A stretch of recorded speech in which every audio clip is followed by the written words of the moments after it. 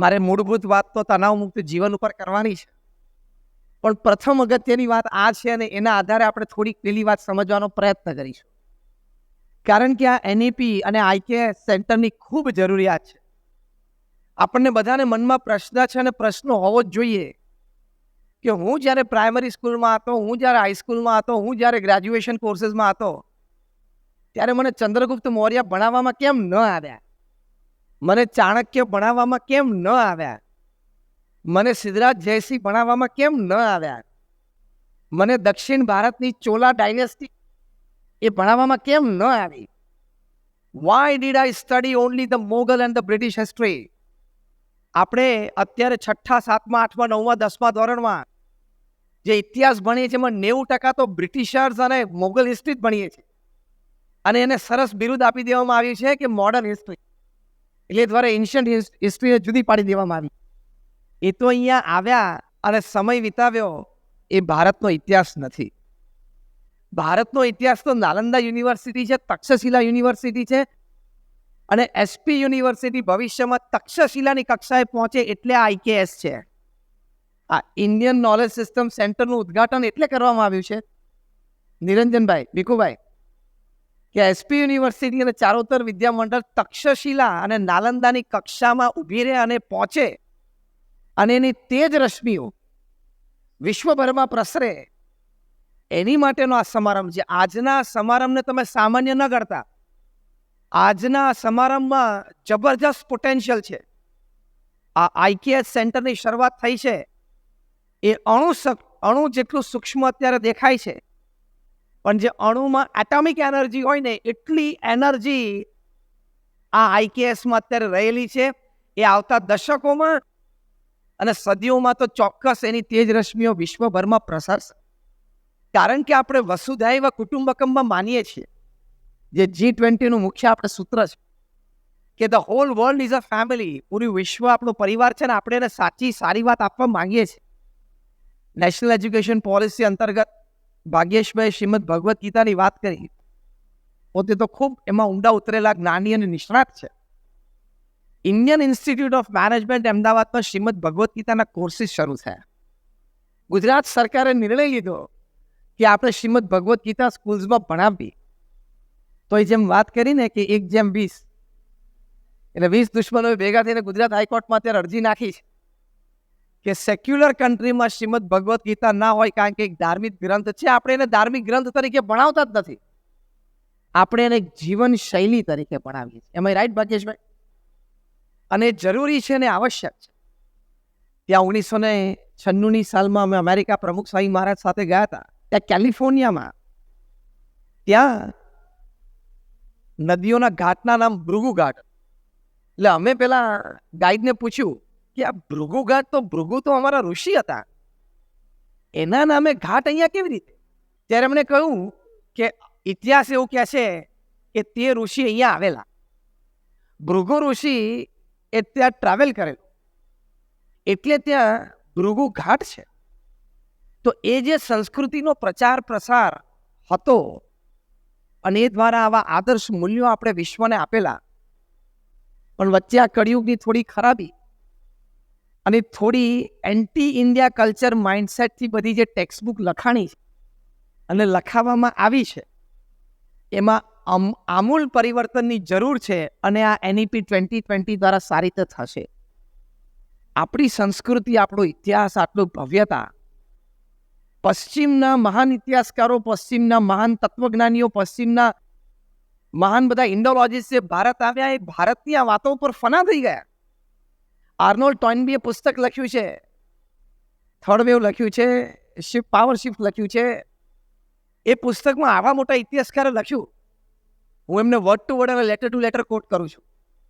બીજા વિશ્વયુદ્ધ પછીની ઘટના વર્ણવ તમને લખ્યું છે, શબ્દશ અને અક્ષરશ કોટ કરું છું. From the time of consciousness, ત્યારેથી માણસને આમ જાગૃતતા આવી, પોતાના વિશે, સમાજ વિશે, પોતાની પ્રગતિ વિશે, ભવિષ્યનું વિચારતો થયો. From the time of consciousness until 6th August 1945, man had to live with a thought of his death as an individual. And when on 6th August 1945, when the first atomic bomb was dropped on Hiroshima, man has to live with the fact of his extinction as a species.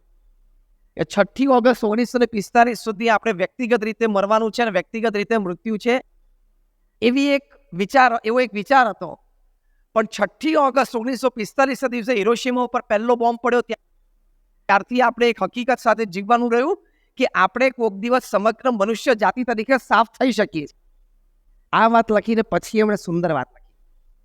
At this supremely dangerous moment in the history of this world, the only way of salvation, the only way of human civilization to survive is the Indian way. મનુષ્યને અને મનુષ્યની આ સંસ્કૃતિને બચવું હશે તો ભારતીય રીતભાત, ભારતીય રહેણીકેણી, ભારતીય પ્રણાલિકાઓ એક જ રસ્તો છે. કારણ કે આપણા ઋષિ મુનિઓએ સાક્ષાત્કારથી આ બધી વાતો આપેલી છે, ઇમેજિનેશનથી નહીં. પશ્ચિમમાંથી વાતો આવેલી છે એ ઇમેજિનેશન અને ત્યાર પછી એક્સપેરિમેન્ટેશન ઉપર આવી છે. એ તો સાક્ષાત્કાર ઉપરથી એ બધી વાતો ઉતરેલી છે એટલે એમાં વધારે રિયલાઇઝેશન. રોલાએ લખ્યું કે if I were to tell under which sky the human mind has developed its full potential, I would without any hesitation point it to India. કે મને કોઈ પૂછે કે કયા આકાશ નીચે માણસે સૌથી વધારે પોતાનું માઇન્ડ એટલે ખાલી મગજ નહીં, ચેતના, પોતાની ચેતનાને સૌથી વધારે વિકસાવી હોય અને પોતાની ચેતનાને એ જાગૃત કરી હોય તો હું કોઈ પણ જાતની શંકા વગર આઈ shell point it to India.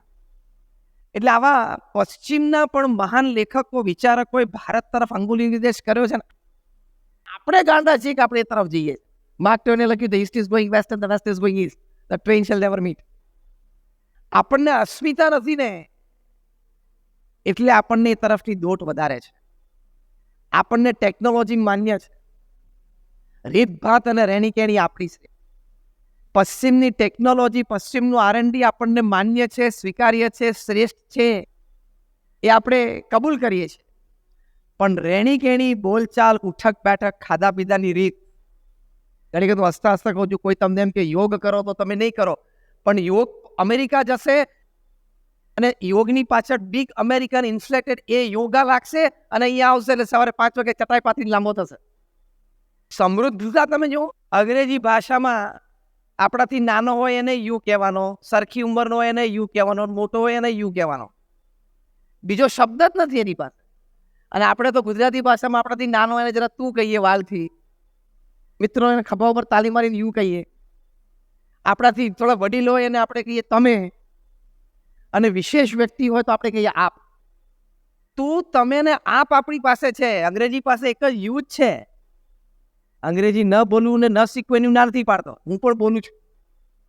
પણ આપણને આપણી ભાષા, આપણી સંસ્કૃતિનું જે અસ્મિતા એ આ NEP અને IKS દ્વારા એ આપણને પ્રાપ્ત થશે. એ ઇમ્પોર્ટન્ટ છે. અંગ્રેજીમાં પણ કે ઇઝ માય અંકલ તો કાકો સમજવાનો કે મામો, એમ કહેવાય is my brother in law તો સાળો સમજવાનો, બને બી સમજવાનો. આપણી પાસે તો એના શબ્દો છે કે આ કાકા છે ને મામા છે, એની પાસે એક જ શબ્દ છે અંકલ. આપણી પાસે તો શબ્દ છે કે સાળો ના બને, એની પાસે એક જ શબ્દ છે બ્રધર ઇન લો. આ હું બહુ પ્રેક્ટિકલ નાની વાત કરું છું. વી હેવ ધીસ રિચનેસ, આપણી પાસે આ સમૃદ્ધિ છે.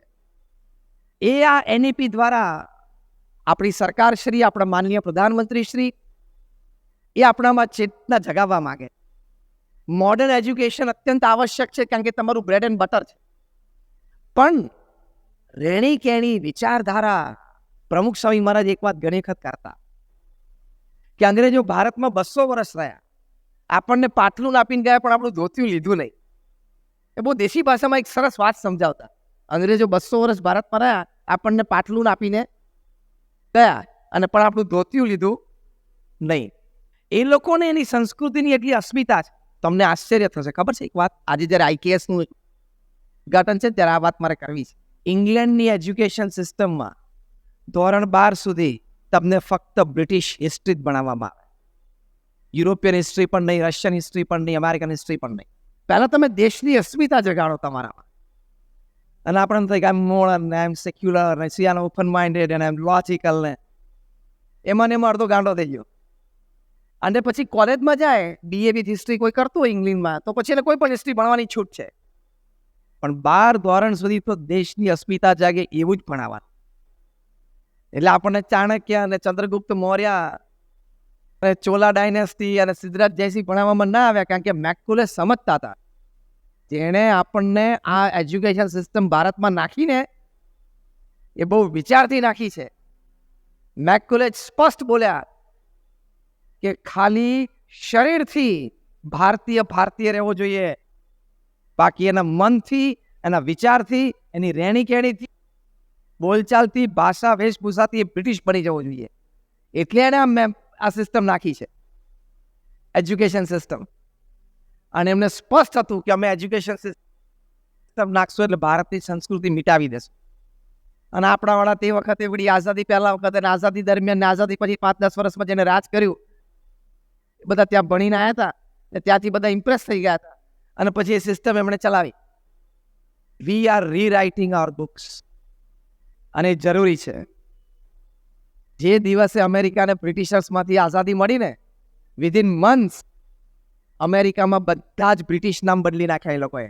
એક સ્ટ્રીટનું નામ બ્રિટિશ ના રહેવા દીધું. જે દિવસે વેસ્ટ જર્મની અને ઈસ્ટ જર્મની એક થયા, જર્મની થયું એટલે ઈસ્ટ જર્મનીમાંથી બધા કમ્યુનિસ્ટ નેમ કાઢી નાખ્યા. એક પણ નામ ના જોઈએ, દેશની અસ્મિતાનું જ નામ જોઈએ. એટલે આપણે પણ નામ બદલવાની શરૂઆત થઈ ગઈ છે. નામ બદલાય તેમાં કાંઈ જ ખોટું નથી. અમેરિકાએ બધા બ્રિટિશ નેમ બદલી નાખ્યા કે આપણા દેશની અસ્મિતા, આપણા દેશની સંસ્કૃતિ અને આપણા દેશનો વારસો આપણા બાળકોને, સંતાનોને, ભવિષ્યની પેઢીમાં જોઈએ. ઈસ્ટ જર્મનીમાંથી પણ બધા કમ્યુનિસ્ટ નેમ કાઢી નાખ્યા, અને કમ્યુનિસ્ટ લોકોની જે સ્ટેચ્યુસ 4 રસ્તા ઉપર હતા એ પણ કાઢી નાખ્યા. જરૂર જ નથી. We respect all, we respect and love all, but we trust and follow only one. દુનિયાભરના બધા દેશો પ્રત્યે આપણને આદર અને પ્રેમ છે, પણ મારે જે અનુસરણ કરવાનું છે એ હું એકનું જ કરીશ. જો એટલે આપણા માનનીય પ્રધાનમંત્રી શ્રી કોઈને પણ ભેટ આપે, visiting head of the state હોય અથવા ત્યાં ગયા હોય, શ્રીમદ ભગવદ્ ગીતા જ આપવા. એ અસ્મિતા જગાવવા માટે આજનો આ કાર્યક્રમ ઇન્ડિયન નોલેજ સિસ્ટમ સેન્ટરનું આપણે ઉદઘાટન કર્યું. નિરંજનભાઈ, બરોબર છે? અને અસ્મિતા જાગે એટલે બીજું બધું જ થશે. પ્રાઇડ, અસ્મિતા જાગશે એટલે બધું જ થશે. પ્રમુખ સ્વામી મહારાજ 1984માં પોપને મળવાના હતા.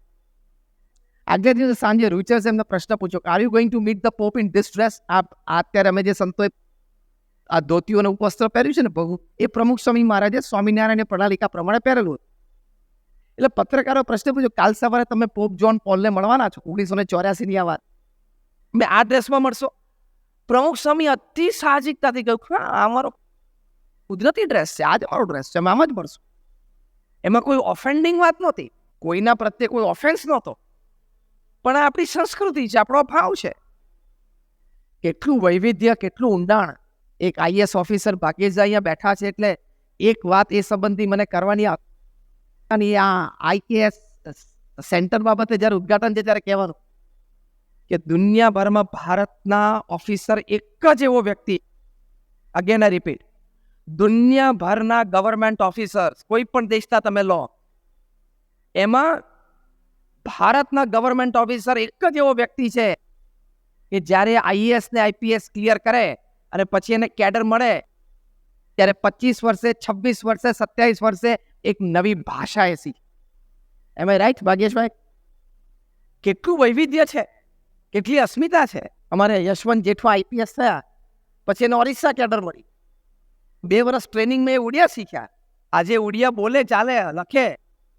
કારણ કે ત્યાં જઈને કલેક્ટર તરીકે અથવા તો પોતે DSP જે IPS એટલે સામાન્ય ગ્રામીણ પ્રજા જેને ઉડિયા સિવાય કોઈ ભાષા આવડતી નથી સાથે વાર્તાલાપ તો કરવાનો ને.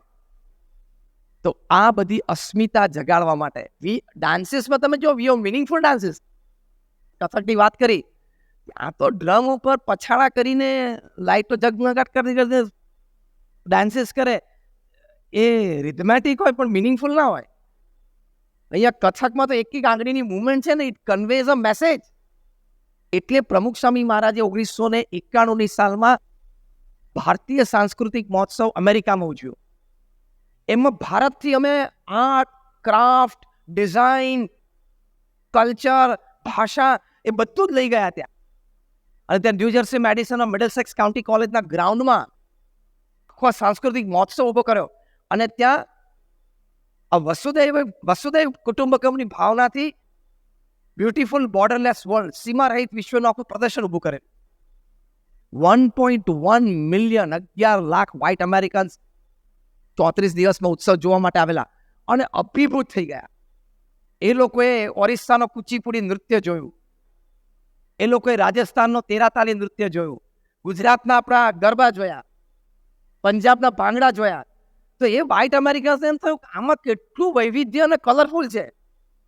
આપણે તો ખાલી રોક ને બ્રેક બે જ છે, અને બીજા એક બે જેઝ ને એવા બીજા 2-3 નામ હશે. એ લોકોએ આપણા વાદ્યો જોયા, ત્યારે ખબર પડી કે આટલા બધા વાદ્યો છે. તમને હસતા હસતા વાત કરું, બધાને અમારે ત્યાં પ્રેમવતી સ્ટોલમાંથી સમોસા આપવાના હતા અને જે ઇન્ડિયન ફૂડ ખવડાવતા હતા. 4000 સમોસા ત્યાં ડીપ ફ્રીજમાં રાખેલા, પહેલે જ દિવસે ખૂટી ગયા. એ સમોસાના લીધે નહોતા ખૂટ્યા, એની ભેગી જે આંબલીની ચટણી હતી ને લીધે ખૂટી ગયેલા. આ વ્હાઇટ અમેરિકન સમોસાની સાથે એ લોકોએ આંબલીની ચટણી ખાધી ને તો કે વોટ અ ટેસ્ટ. અને પ્લેટ લઈને અડધું સમોસું રાખીને લાઈનમાં ઉભા રહેતા હતા અમારા પ્રેમવતી સ્ટોલ્સમાં. 1951 ની વાત કરું છું. રોકવા પડે અને આવીને પછી સમોસું ના માગે. ધેટ બ્રાઉન લિક્વિડ આંબલીની ચટણી હતી, એમાં કંઈ લાંબુ હતું નહીં, પણ એનો જે ટેસ્ટ આવી ગયેલો આ અમેરિકન, આગળ જિંદગીમાં આંબલીની ચટણી ખાધી જ નહોતી. ફાસ્ટ ફૂડ અને બર્ગરથી જે 17 પ્રકારના રોગ છે એ લોકોએ જ સાબિત કર્યું છે, વેસ્ટમાંથી, આપણે જ કર્યું. અને આ વર્ષે આપણે મિલેટ યર ઉજવીએ છીએ. પ્રધાનમંત્રી શ્રી હમણાં જ 5 દિવસ પહેલા કીધું કે મિલેટ ધાતુ જે છે એટલે કે ગ્રેઇન્સ છે, એમાં વિશ્વની ભૂખ મારવાની ક્ષમતા છે. એ ધાનમાં વિશ્વની ભૂખ મારવાની ક્ષમતા છે. એટલું બધું આપણું ભારત પાસે છે. એટલે અમે સ્વામિનારાયણ અક્ષરધામમાં દિલ્હીમાં આખું એક પ્રદર્શન ઊભું કર્યું છે. બોટ રાઇડ છે. તમારે બોટમાં બેસવાનું અને 10 મિનિટની બોટ રાઇડમાં ભારત વર્ષનું 10,000 વર્ષનું માનવ ઇતિહાસ તમને જોવા મળે. તમારી બોટ નાલંદા યુનિવર્સિટીના ક્લાસરૂમમાંથી પાસ થાય, તમારી બોટ અજંતા ઇલોરાના ગુફાઓ બનતી હોય એમાંથી પાસ થાય ને, બનતી હોય અને તમને પેલા ટાંકણી અને હથોડાથી કામ થતું હોય, એ બધું તમને સંભળાય. એટલે NEP IKSC ને IKSC ના સેન્ટરના બધાને એક વખત તમે અક્ષરધામ દિલ્હી સાથે ગ્રુપ ટૂર કરજો. આ એક્ઝિબિશન જોશે ને એટલે બધાને અસ્મિતા જાગશે. તો આ આપણો ભવ્ય વારસો છે. એમાં જે આ મને વિષય આપ્યો છે અને કહેલું કે તમે અડધો કલાક બોલજો, એટલે 15 મિનિટ પહેલા હું આ બોલ્યો, કારણ કે જે યોગ્ય હતું અને જે સમારંભ. હવે એના આધારે તણાવ મુક્ત જીવન, stress is an inevitable part. એ જીવનમાં બધાને આવે જ છે, એમાંથી કોઈ દૂર રહી શકે. હવે એને મેનેજ કેવી રીતે કરવું ને એ જ સમજવાનું છે. કારણ કે આપણા મન પ્રમાણે ઘટના ન બને એટલે સ્ટ્રેસ. આપણી ઈચ્છિત વાત આપણી પાસે ના આવે એટલે આપણે જે સ્થાનમાં રહેવું એ સ્થાનમાં ન રહી શકીએ એટલે આપણે જે પ્રવૃત્તિ કરવી એ ન કરી શકીએ એટલે સ્ટ્રેસ. આપણે જે વ્યક્તિ સાથે સંબંધ બાંધવો હોય એ વ્યક્તિ આપણી સાથે સંબંધ બાંધવા ઈચ્છતી ન હોય એટલે સ્ટ્રેસ. આ તમે યુવાનો હસ્યા ને, છેલ્લી બાબત ઉપર હસી ગયા, બરાબર ને? એટલે તમને એક સારી લીટીમાં સ્ટ્રેસ ના આવે એ સમજાવવાનું કે આપણે માનીએ કે આ વ્યક્તિ મને ગમે છે ને આ વ્યક્તિ મારા જીવનમાં આવે, પણ ગમતી વ્યક્તિ તમારા માટે જ બની છે એવું તમારે માની નહીં લેવા. એ માની લો છો ને એટલે સ્ટ્રેસ આવે છે. તણાવ મુક્ત જીવનની વાત છે ને, whatever I like is made for me, it's wrong. તને ગમે છે એટલે તારા પ્રારબ્ધમાં છે એવું નથી હોતું. એમ તો ઘણા બધાને થવું હોય કે મને ગૂગલના CEO થવું છે, માઇક્રોસોફ્ટના CEO. ગમે તો બધાને છે, પણ હવે તારા પ્રારબ્ધમાં નથી, તેવો કદાચ પુરુષાર્થ નથી કર્યો, વોટ એવર. એટલે આવી બધી જગ્યાએથી તણાવ આવે છે. પણ બહુ જ પ્રેક્ટિકલ સ્ટેપ તમને કહું કે તણાવને મેનેજ કેવી રીતે કરો. ફરી વખત, સ્ટ્રેસ ઇઝ ઇનેવિટેબલ, આવશે તો ખરો જ તણાવ. સંબંધોમાંથી આવશે, કાર્યમાંથી આવશે, અને ત્રીજી આપણા સ્વભાવ પ્રકૃતિમાંથી આવશે. હવે એને મેનેજ કેવી રીતે કરવું એ જ સમજવાનું છે. See, you can't stop the rain. You have to use the umbrella. તમે વરસાદ નહીં રોકી શકો, પણ તમારે છત્રી અને રેનકોટનો ઉપયોગ કરતા શીખી જવાનો. એમ તણાવ રોકી નહીં શકો, તમારે એને મેનેજ કરતા શીખી જવાનું. તો પહેલો પ્રેક્ટિકલ સ્ટેપ શું છે? જ્યારે સ્ટુડન્ટ્સ બેઠા છે ને આપણે પેલા કંઈક 5 રાઉન્ડ પૂરા થાય એવું મને વાઇસ ચાન્સલરશ્રીએ કહ્યું, નિરંજનભાઈએ, કે લોકોના ક્વિઝ, ઓનલાઈન ક્વિઝ કોમ્પિટિશન ને પછી ગ્રાન્ડ ફાઇનલ એનો આ કાર્યક્રમ છે. તો તણાવની દ્રષ્ટિએ યુવાઓ માટે પહેલો પ્રેક્ટિકલ સ્ટેપ છે પ્રિપેર વેલ, તૈયારી સારી કરવી. અત્યારે યુવા અવસ્થા છે, તમારી પાસે સમય છે, તો કોઈ પણ કાર્ય કરવાનું હોય, કોઈ પણ જગ્યાએ પરફોર્મ કરવાનું, તો તમારે પ્રિપેર સારું કરવું પડે, પુરુષાર્થ કરવો પડે. તો તમે સ્ટ્રેસને મેનેજ કેવી રીતે કરી શકશો? તમે સારું પરિણામ લાવવાની શક્યતા વધારી શકશો, સંતોષકારક પરિણામ લાવવાની શક્યતા વધારી શકશો. અને જ્યારે સંતોષકારક પરિણામ આવે ત્યારે આપણને સ્ટ્રેસ ઓછો આવે અથવા ન આવે. પહેલો પ્રેક્ટિકલ છે પ્રિપેર વેલ. હંમેશા સારું હોમવર્ક કરવું. અને વિધાઉટ પ્રેપરેશન નોબડી પરફોર્મ્સ. કોઈ પરફોર્મ ના કરી શકે. સચિન તેંડુલકર આટલા God gifted cricketer, God of cricket કહેવાય, અને કેટલી આવડત એમનામાં, તો પણ કેટલું પ્રેપરેશન કરતા હતા. આજે વિરાટ કોહલી એની ફિટનેસ માટે રોજના 2 કલાક કાઢે છે. અને તું એમ કે આમ લગભગ તો આ 2 ચેપ્ટરમાંથી તો છેલ્લા 3 વર્ષમાં ક્વેશ્ચન પેપરમાં કંઈ પૂછાણું નથી, ને નહીં પૂછાયું આ વખતે. હું પ્રેક્ટિકલ બોલું છું ને એટલે આ બધાને ખબર પડી જાય કરો કે છેલ્લા 3 વર્ષના પેપર મેં રિફર કે એમાં લગભગ આ 2 ચેપ્ટર્સમાંથી કંઈ પૂછાણું નથી, એટલે લગભગ આ વખતે તો નહીં આવે. અને જ્યારે લગભગ નહીં આવે એવું થાય ને, એ વખતે જ એમાંથી આવે છે.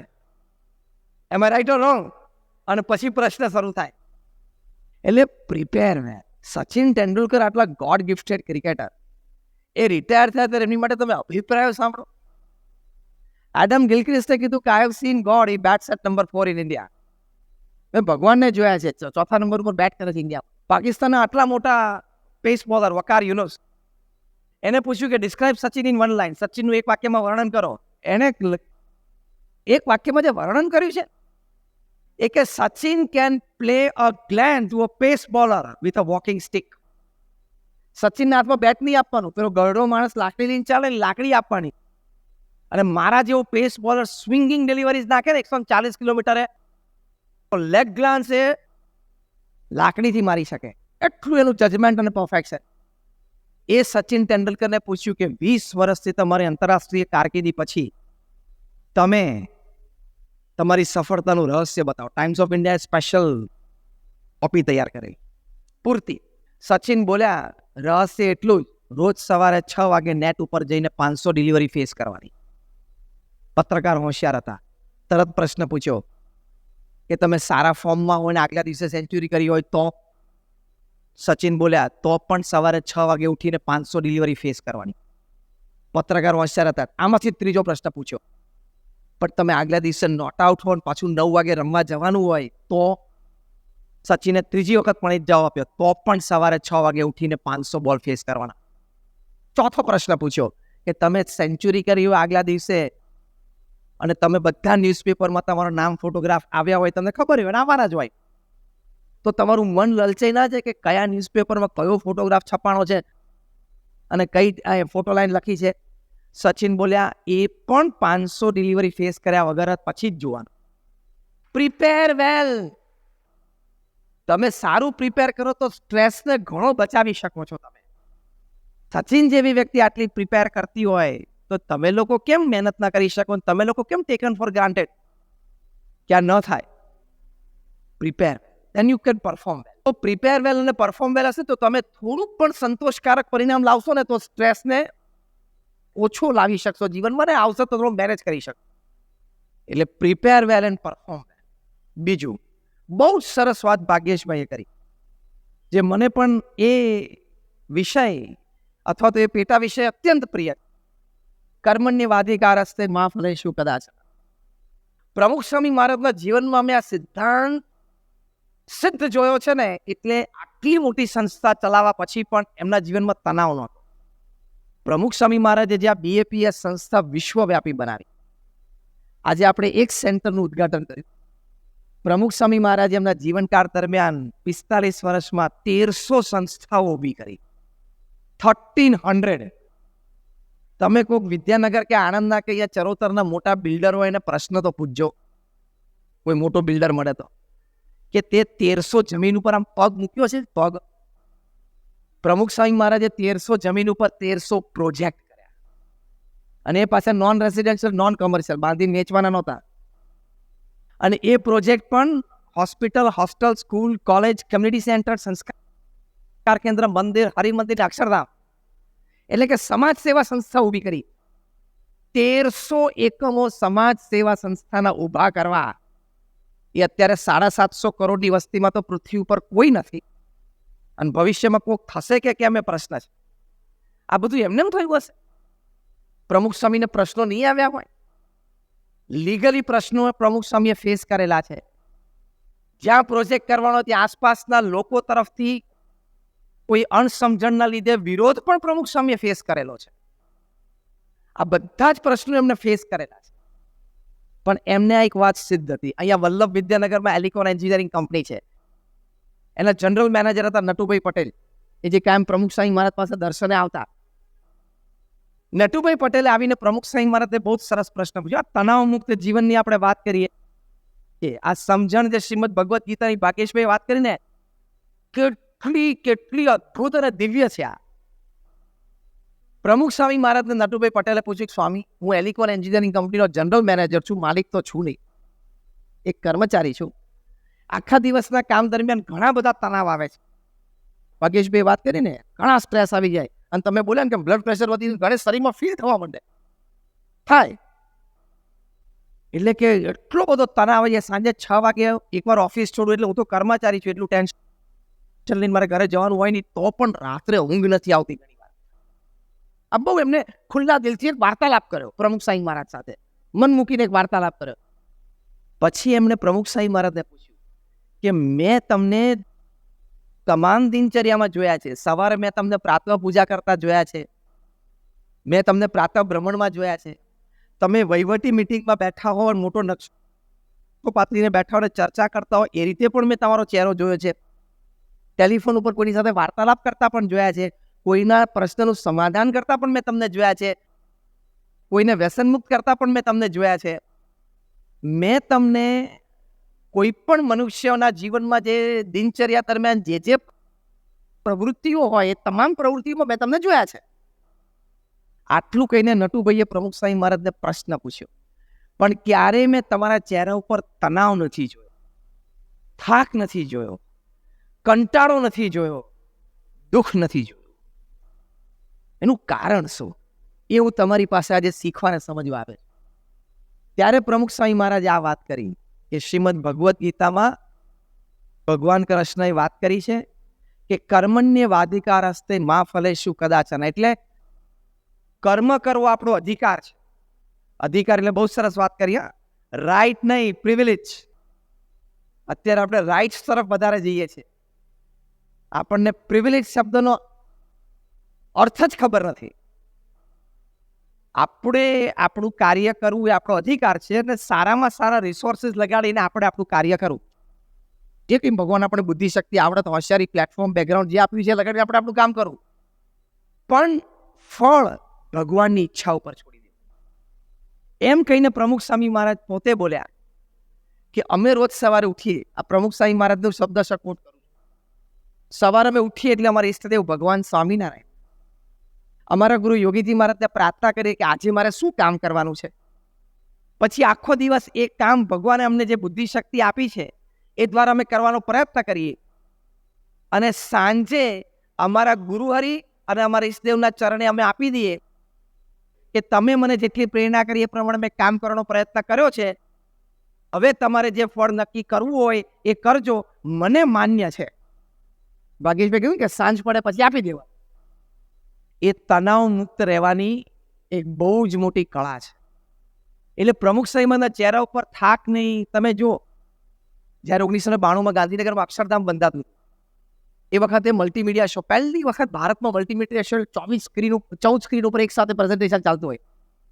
એ પ્રોફેસર ઝેરોસ્લાવ ફ્રિચ, જે ઝેકોસ્લોવાકિયાના હતા ઇલેક્ટ્રોનિક સાયન્ટિસ્ટ હતા, એમને આ ડિઝાઇન કર્યું. એની માટે એમને પ્રમુખ સ્વામી મહારાજની દિનચર્યા આખા દિવસની કેપ્ચર કરેલી નેચરલી.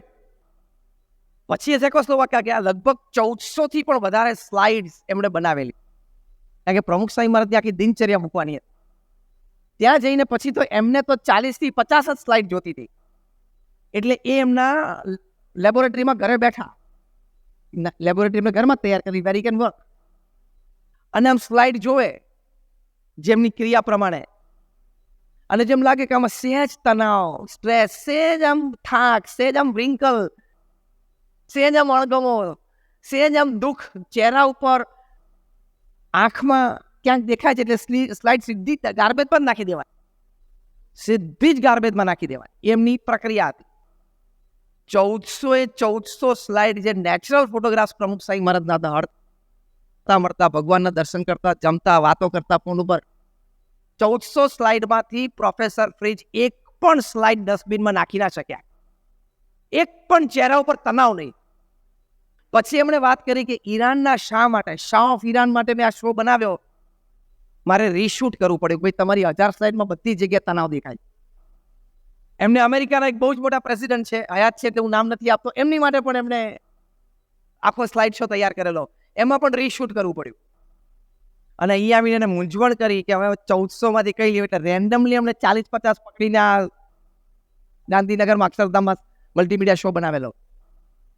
કેમ? પ્રમુખ સાંઈ મહારાજનો તણાવ મુક્ત, કુદરતી કોઈ પણ ક્રિયામાં તમે જુઓ, કોઈ પણ પ્રસંગે જો ને, ચહેરા ઉપર પ્રસન્નતા હતી, કારણ કે આ વિચારધારા સ્પષ્ટ હતી. કઈ? મેં તમને 2 વાત કરીએ. એક તો તમારા કાર્ય માટે પ્રિપેર વેલ એન્ડ પરફોર્મ વેલ. પહેલું એ સિદ્ધાંત, ખૂબ સારી તૈયારી કરીને પરીક્ષા આપવાની, ખૂબ સારી તૈયારી કરીને પરફોર્મન્સ આપવાનો. અને બીજું, એ પરફોર્મન્સ આપ્યા પછી ભગવાનને પ્રાર્થના કરી લેવાની. એટલે ત્રીજો પી છે પ્રે વેલ, કે જે પણ પરિણામ આપો એ મને માન્ય છે. એટલે કોઈ સ્ટ્રેસ જ નહીં, ટેન્શન નહીં. આમે ભગવાને કે આપણી સાથે એમઓયુ કર્યું નથી, બેટા તો પૃથ્વી ઉપર જાન જે કે કરે એમાં બધામાં તારું ઓકે ઓકે જ આવશે.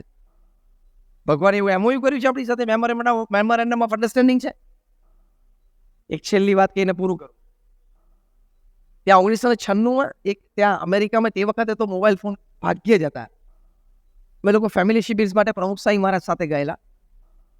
ત્યાં છે ને, તમે લેન્ડલાઇન ઉપર કોઈને કોલ કરો, સામેવાળાનો એંગેજ હોય, તો એંગેજ ટોનમાં એ ટેલિફોન કંપની એક સરસ ઓડિયો વગાડતી. એ મને બહુ સ્પર્શી ગઈ, એટલે યાદ રહી ગઈ. એ ઓડિયો એવી હતી, એ વખતે અમેરિકામાં ગિફ્ટ બોક્સ બનાવતા એક કંપની બનાવતી હતી, ચોકલેટના ગિફ્ટ બોક્સ, જેને ઢાંકણું ના હોય. આ બહુ સમજ જેવી વાત છે. ગિફ્ટ બોક્સ છે, અંદર બધી ચોકલેટ છે, પણ એને ઢાંકણું નહીં, તમે બોક્સ ખોલી ના શકો. એક નાનું કાણું ઉપરથી તમારે પાડવાનો, અને કાણામાં ધારો કે તમે, એ બાળકો માટેની ગિફ્ટ હતી, એટલે નાનો બાળક બીજા એના મિત્રને બર્થડે ગિફ્ટ આપે, આ ચોકલેટ બોક્સ આપે, એટલે પેલું કાણું પાડી અને રોજ એને મહેનત કરીને એની બાળકની આંગળી જાય એટલી જગ્યા કાણામાં, તમારી મારી ના જાય પાછી. તો રાત્રે આપણે ચોકલેટ કહી લઈએ, પેલા બાળકની આંગળી અંદર જાય અને થોડીક એને મહેનત કરવી પડે એક ચોકલેટ બહાર કાઢવામાં. બહુ સારો મેસેજ હતો આ બોક્સમાં. એ આંગળી નાખીને મહેનત કરીને માંડ એક ચોકલેટ બહાર કાઢે. આની ઉપરથી આ ઓડિયો કસેટ વાગતી હતી એ વખતે એંગેજ ટોનમાં, બહુ સરસ હતી. Life is a box of chocolates. જીવન શું છે? ચોકલેટનું box. It doesn't have a lid. એટલે ઢાંકણું નથી. એટલે શું? તમે તમારું જીવન એક સમય આખું જોઈ શકતા નથી કે 2 વર્ષ પછી મારે શું થવાનું છે, 4 વર્ષ પછી મારા જીવનમાં શું થવાનું છે. એ બોક્સને, ચોકલેટના બોક્સને જેમ ઢાંકણું હતું, એમ જીવનને પણ ઢાંકણું. એટલે it doesn't have a lid. ત્રીજું વાક્ય હતું, you have to create a hole and put an effort to get one every day. તમારે રોજ પુરુષાર્થ કરવો પડશે એક ચોકલેટ ખાવા માટે. ત્યાં સુધી તો આપણને ચલો વાંધો નથી, પણ ચોથું વાક્ય અદ્ભુત હતું. આ તણાવ મુક્ત જીવન માટેની જે આપણે વાત છે ને, એ સંબંધી વાત કરું છું. When you put your finger inside and get one chocolate, it can be square, it can be round, it can be rectangle. It may be red, it may be blue, it may be yellow, it may be green. It may be with wrapper, it may be without wrapper. A chocolate કઈ પણ હોઈ શકે, ગોળ, લંબગોળ, ચોરસ, ખાટી, મીઠી, પીળી, ગમે તે હોઈ શકે જે તમારા હાથમાં આવે. કારણ કે તમારે તો મહેનત કરી, અંદર તો અંધારું જ છે, ખેંચવીને બહાર કાઢવાની. અને અંતે લખેલું એ વાક્યમાં, but which ever chocolate you get, eat it and enjoy it. જીવનમાં જે ચોકલેટ જે સમયે મળે ને, ખાઈને આનંદ કરવાનો, કે મને આ ચોકલેટ કેમ ના મળી. એ વિચારથી જ તણાવ આવે છે. જે સમયે જે ચોકલેટ મળી, એ મળીને ખાઈને આપણે આનંદ કરી લેવાનો. એટલે life is like a box of એ આ તણાવ મુક્ત જીવન માટે આ ઉપદેશ ખૂબ જરૂરી છે. અને આ પણ શ્રીમદ ભગવદ્ ગીતાના બેઝ ઉપરનો જ વિચાર, એક્સેપ્ટન્સ ઇન લાઈફ. અને તમે બધા વિદ્યાર્થીઓ, યુવાનો બેઠા છો, તમે બધી હમણાં 5 રાઉન્ડ ક્વિઝના આજે ગ્રાન્ડ ફાઇનલ હતું, તમે ક્વિઝના ઘણા રાઉન્ડ ક્લિયર કર્યા, કોઈક ફેલ થયા હશે, કોઈક પાસ થયા હશે, કોઈ મીડિયોકર રહ્યા હશે. તમે 90% લાવો અને તમે સારા એન્જિનિયર, ડોક્ટર બનો તો જ તમને સારી જોબ મળે અને પૈસા કમાઈ શકશો અને સમાજમાં પ્રતિષ્ઠા મેળવી શકશો એવું નથી. એટલે એની ચિંતા નહીં કરવાની. તમે હુ યુ આર એ જાણીને તમે તમારી જાતને ખીલવશો ને, આખી સિલિકોન વેલી, વલ્લભ વિદ્યાનગર કે MS યુનિવર્સિટીમાંથી બધા જે એન્જિનિયર થાય છે ને, computer engineer, electronics engineer, IT, એ બધાને સિલિકોન વેલી જવું હોય છે. ટેનોઝે જાય છે, કેલિફોર્નિયા જાય છે, ત્યાં ડોલરમાં $50,000, $70,000, $1 લાખ પગાર. પણ તમને ખબર છે એ લોકોને પગાર હાથમાં આપે છે કોણ? એ BCom થયેલો સ્માર્ટ વ્હાઇટ અમેરિકન મેનેજર. અને અહીંયા ક્યાં ફાવે કે મેં SP યુનિવર્સિટીમાંથી કમ્પ્યુટર એન્જિનિયર કર્યું, મને સેનોઝેમાં જોબ મળી અને $1 લાખની જોબ છે, પણ તને હાથમાં પગાર જે આપે છે ને એ BCom થયેલો છે, વ્હાઇટ અમેરિકન મેનેજર. એ તને $1 લાખ આપીને તારી બુદ્ધિમાંથી $10 લાખ કાઢી લે છે, ખબર? એટલે ખાલી IQ ઉપર જવાની કોઈ ચિંતા નથી. હા, બેસ્ટ પરફોર્મ કરું, પ્રિપેર વેલ કરું, પણ કદાચ પર્સન્ટેજ ઓછા આવે ને તો એની બહુ ચિંતા નહીં કરવાની, ગભરાઈ નહીં જવાનું, મૂંઝાઈ નહીં જવાનું. ઘણી બધી બીજી ક્ષેત્રો છે ને ઘણા બધા ડિરેક્શન્સ છે. હવે એક હસતા હસતા વાત કરું છું, take it as a joke. એટલે હું પહેલા બોલી જાઉં, take it as a joke, હસતા હસતા વાત કરું છું. જેને 90% આવે ને એ એન્જિનિયરિંગ અને મેડિસિનમાં જાય અને ડોક્ટર ને એન્જિનિયર બને. જેને 15% હજી ઓછા આવે ને 75% એ કોમર્સ લાઈનમાં જાય, કંપની ખોલે અને આ 2 જણાને પગારે રાખે, જે અમેરિકામાં સિલિકોન વેલીમાં થાય. જેને હજી 15% ઓછા આવે ને 60% આવે ને પબ્લિક લાઈફમાં જાય અને આ 2 જણા માટે કાયદા બનાવે. Again I M telling it જો. અને હજી 15% ઓછા આવે ને 45% એ અંડરવર્લ્ડમાં જાય ને આ 3ને કંટ્રોલ કરે. આમ just joking, take it as a joke. આમ એટલા માટે વાત કરી કે કદાચ પર્સન્ટેજ સારામાં સારા લાવવાનો પ્રયત્ન કરવાનો, પણ ઓછા આવે તો ગભરાઈ ન જતા, મૂંઝાઈ ન જતા. બેંગ્લોરમાં તો અમે તો ઘણી વખત જઈએ છીએ, ત્યાં કેટલાય સ્ટાર્ટઅપ્સના તમારી ઉંમરના છોકરાઓને મળીએ છીએ. ઘણા ડ્રોપ આઉટો છે. બિલ ગેટ્સ પોતે ડ્રોપ આઉટ જ છે. માઇક્રોસોફ્ટના ચેરમેન એમેરિટસ, દુનિયાનો સૌથી ધનાઢ્ય વ્યક્તિ, એ ડ્રોપ આઉટ જ છે. ટેસ્લાનો માલિક કોણ છે? એલન મસ્ક, એ પણ ડ્રોપ આઉટ છે. કોલેજમાં મેં PhD ચાલુ કર્યું, એક દિવસ PhD ના ક્લાસમાં કે આ આપણા કામનું નથી. એટલે કોઈ કરતા હોય પાછા કાલથી વિડ્રો ના થતા કે આપણે એલન મસ્ક થવું છે, પાછું એમ ના થવાય. પણ હું તમને એક ઓવરઓલ વિચાર આપું છું કે તમે કદાચ એક ક્ષેત્ર જે સિલેક્ટ કર્યું છે એમાં એક્સેલ ન થઈ શક્યા તો ગભરાઈ ન જતા, મૂંઝાઈ ન જતા. રોજ અથવા દર બીજા દિવસે સમાચાર આવે છે કે વિદ્યાર્થી આપઘાત કરે છે. વાય? For what reason? ભગવાનમાં વિશ્વાસ નથી. એટલે if God closes one door, he opens 2 for you. He is your mother and father.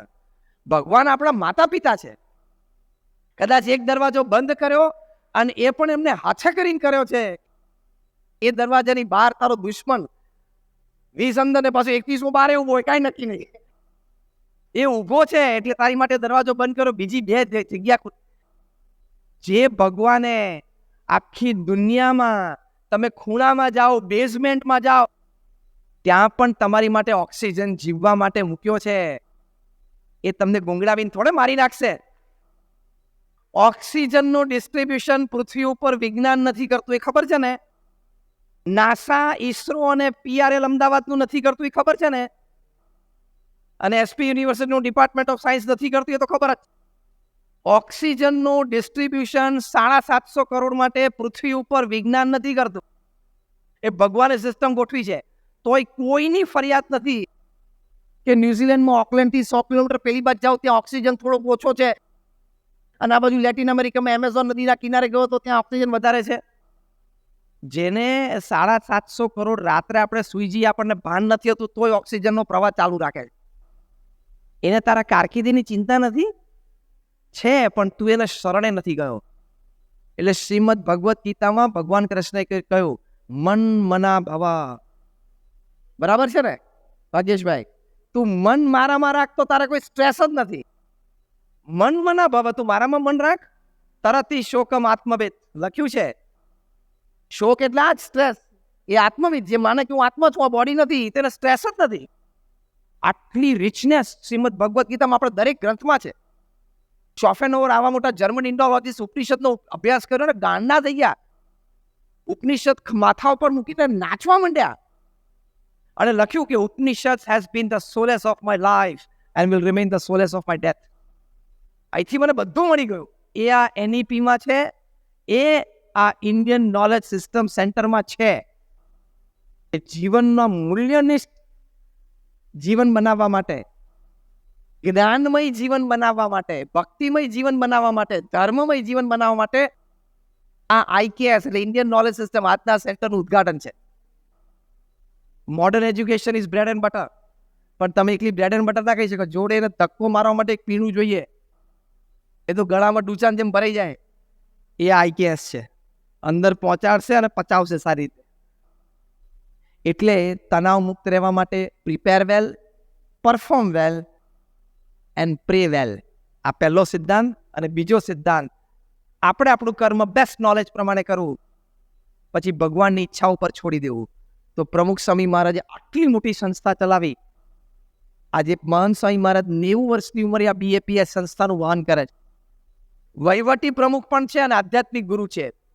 26 વર્ષ પહેલા એમનું બાયપાસ થયેલું છે. 90 વર્ષની ઉંમરે તમને અહીંયા એક સેન્ટરના ડિરેક્ટર હોય તો એ સવારથી કેટલો તણાવ રહે છે, જવાબદારી.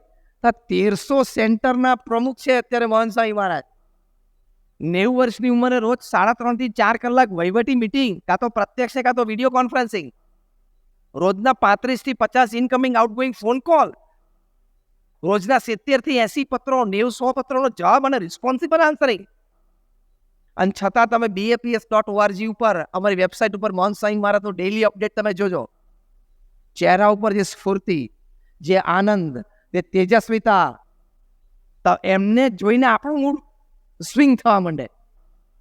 આ પ્રમુખ શાહી શતાબ્દી મહોત્સવમાં 1 મહિના સુધી જેટલા મહેમાનો આવ્યા ને બધાએ મહાન સ્વામી મહારાજની આંખો અને ચહેરા ઉપર જે સ્ફૂર્તિ, તેજ, આનંદ, દિવ્યતા, એના જ બે મોઢે વખાણ કર્યા છે. કેમ? એમના અંતરમાં આ વાતો બહુ દ્રઢ છે. એટલે let us take pride in India. આપણે ભારતીય છે એનું આપણે ગૌરવ રાખવાનું. દરેક પ્રત્યે આદર અને પ્રેમ છે, પણ વિશ્વાસ અને અનુસરણ તો એકનો જ. તો આજના દિવસે આ IKS સેન્ટરનું ઉદ્ઘાટન થયું, એ બદલ SP યુનિવર્સિટીને અમે ખૂબ BAPS સંસ્થા વતી શુભેચ્છા પાઠવીએ છીએ.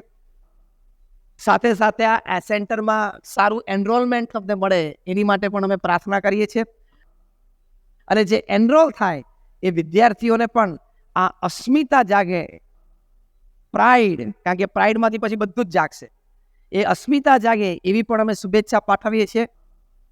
અને અમારા ગુરુહરિ મહાન સ્વામી મહારાજના ચરણોમાં પ્રાર્થના કરીએ છીએ કે એમના આશીષ એ હંમેશા વલ્લભ વિદ્યાનગર, SP યુનિવર્સિટી, ચારોતર વિદ્યા મંડળ, આણંદ વિદ્યાનગર ઉપર કાયમ છે, કાયમ રહે.